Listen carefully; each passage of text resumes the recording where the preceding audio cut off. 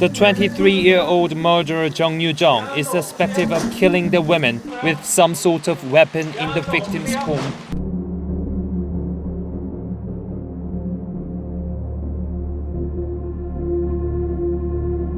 Have you ever feared that your fascination with true crime could turn you into an evil monster one day?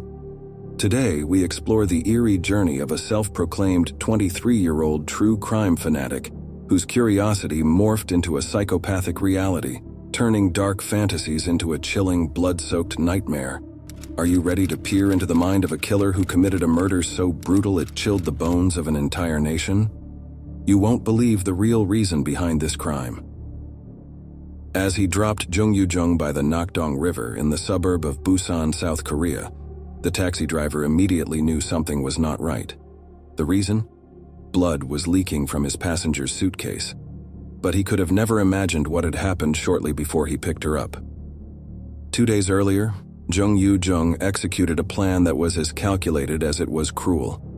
Utilizing a popular tutoring app in South Korea, Jung meticulously posed as a mother seeking tutoring services for her imaginary 14-year-old child.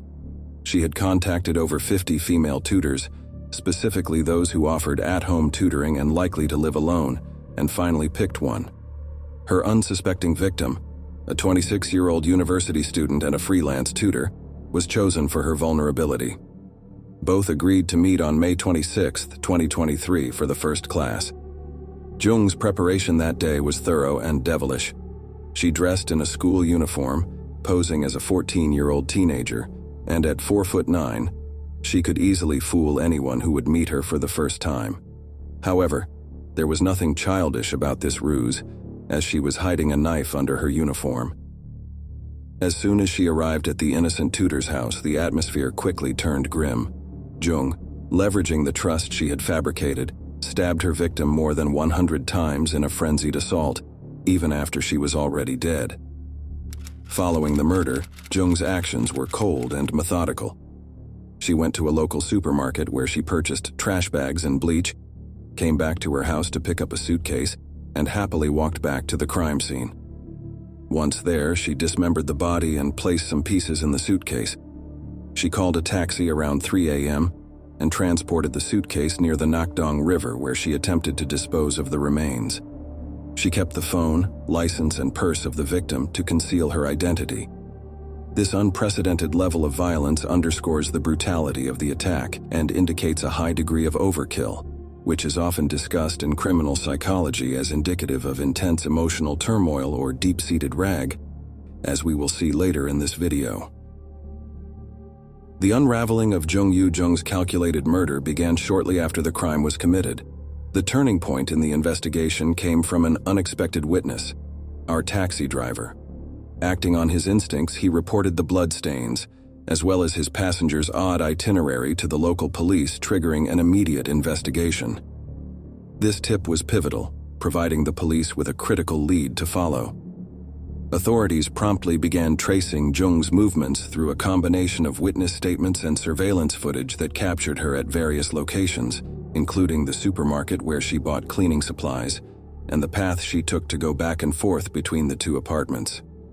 The footage provided irrefutable proof of her involvement, capturing her calm demeanor throughout these activities, which starkly contrasted with the brutal nature of her crime. Police also scoured Jung's digital footprint, uncovering online searches like "how to murder someone," "murder without a body," "the perfect murder," in the 3 months leading up to the crime.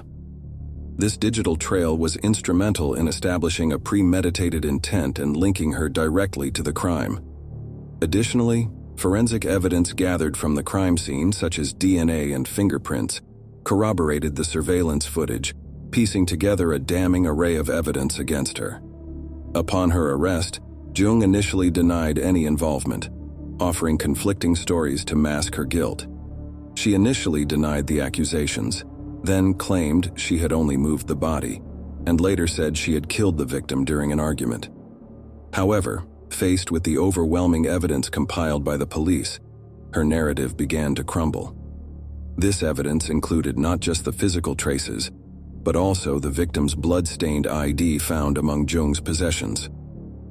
As the case against her solidified, she eventually conceded her involvement, and even went as far as claiming she had hoped to commit the perfect crime. Psychologists pointed to Jung's high scores on the 4-factor psychopath diagnostic used in Korea. She scored 28 while the average score is 15, and a score over 25 confirms psychopathic tendencies. When leaving the police station, she apologized to the victim's family as reporters tried to get her to talk in public. 살인 충동을 혹시 언제부터 느끼신 걸까요? 피해자는 유가족께 할 말 없습니까? 피해자와 유가족분들에게 저는 진심으로 죄송합니다. 살해 후에 여러 차례 집을 오가셨는데 혹시 이유가 있었을까요? 실종 사건으로 위장하려고 했습니까? 제정신이 아니었던 것 같습니다. 죄송합니다. As you may have noticed so far, we haven't given the name of the victim of this crime. This is because a law that was passed in 1991 in Korea prevents media to publish any personal information in order to protect the family of the victim from publicity. But now that we know the real name of the killer, let's go back in time to try to understand what led her to commit such a heinous crime. Jung Yoo-jung was born in 1999 in Bukgu district in northern Busan and was raised by her grandfather as her parents were too busy to take care of her. Her life seemed to be defined by isolation. She was described as weird and would always sit at the back of the class. After completing high school, she remained unemployed for 5 years as she was preparing for the civil servant exam. Jung withdrew from society even more and got absorbed in the darker aspects of human nature, spending her days immersed in novels and television programs centered around true crime and murder. This fascination, however, was not just a passive interest like you may have watching this video. It was a deep-seated obsession. And this obsession led her to come up with one of the most evil plans I have ever witnessed. Playing the role of the concerned mother for her child's education, and then changing her appearance to incarnate that child is just on another level of sadism, trickery, and manipulation. But what's to enjoy about true crime anyways? And as real true crime fans, you should know better than anyone else. We love true crime because we like to understand how seemingly normal people can turn into monsters. We want to know why someone commits the unthinkable. We are interested in the criminal justice system and if the punishment fits the crime. This is why we love true crime. Jung loved true crime but went so far as to develop a fascination with some killers. Experts debated the significant role her obsession with true crime might have played. This obsession, coupled with her social isolation, may have distorted her perception of reality, allowing her to fantasize about committing a crime without fully understanding the moral and legal consequences. The constant consumption of true crime media might have desensitized her to violence and normalized the concept of murder in her mind. Furthermore, Jung's claim that she committed the murder out of curiosity was scrutinized. This explanation was seen as grossly inadequate by criminal psychologists, who argued that curiosity alone was an unlikely motive for such a brutal act. Instead, they suggested that this curiosity might mask deeper psychological disturbances, possibly fueled by her isolated lifestyle and her consumption of specific content. As she spiraled deeper into her obsessions, the lines between curiosity and the urge to experience the act of murder firsthand began to blur. She had an uncontrollable urge to kill someone to know what it felt like.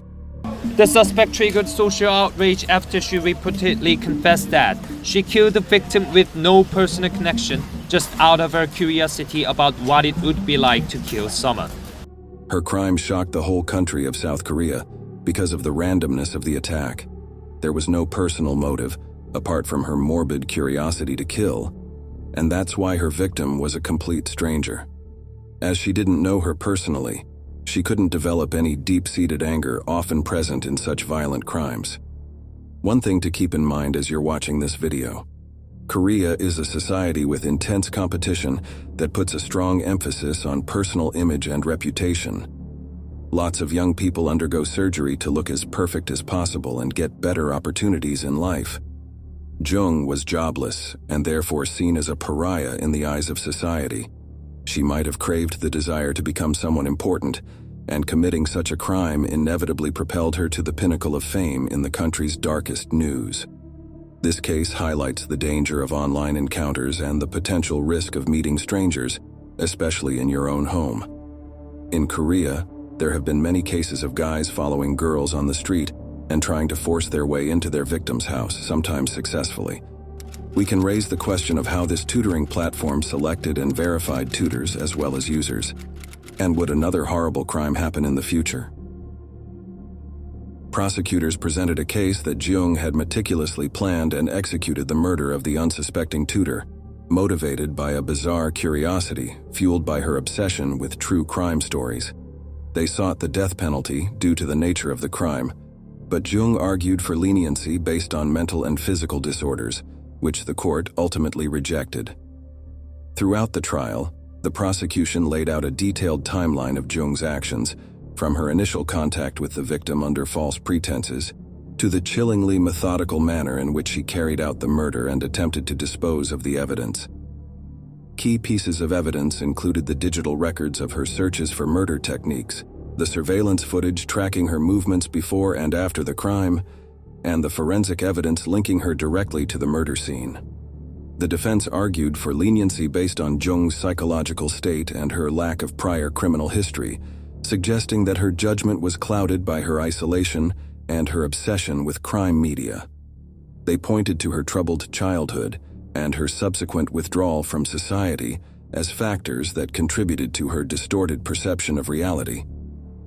Despite these arguments, the court was swayed by the heinous nature of the crime and the thoroughness with which it was executed.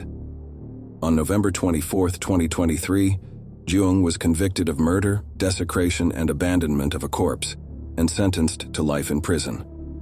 The sentencing judge in the Busan District Court said the killing had spread fear in society that one can become a victim for no reason, and incited a general distrust among the community.